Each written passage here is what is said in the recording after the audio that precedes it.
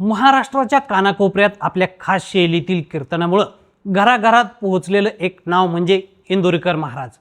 त्यांच्या कीर्तना इतकीच उत्सुकता लोकांना त्यांच्या वैयक्तिक आयुष्याबद्दलही असते, विशेषतः त्यांच्या लाडक्या लेकीबद्दल। काही दिवसांपूर्वी इंदोरीकर महाराजांची कन्या ज्ञानेश्वरी हिचा विवाह मोठ्या थाटामाटात पार पडला। या लग्न चर्चा राज्यभर झाली।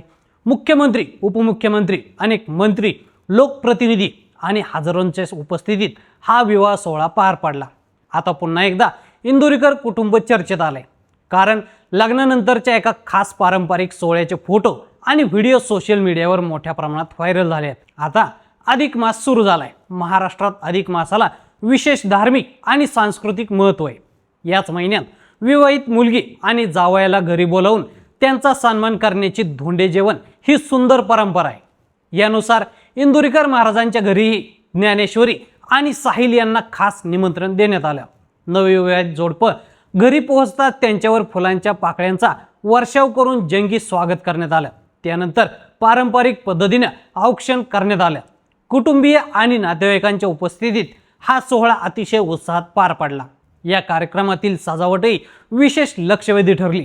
केळीच्या पानांचा आकर्षक बॅकड्रॉप, त्यावर ज्ञानेश्वरी आणि साहिल यांचा सुंदर फोटो आणि पारंपरिक वातावरणामुळे संपूर्ण कार्यक्रमाला वेगळंच सौंदर्य प्राप्त झालं।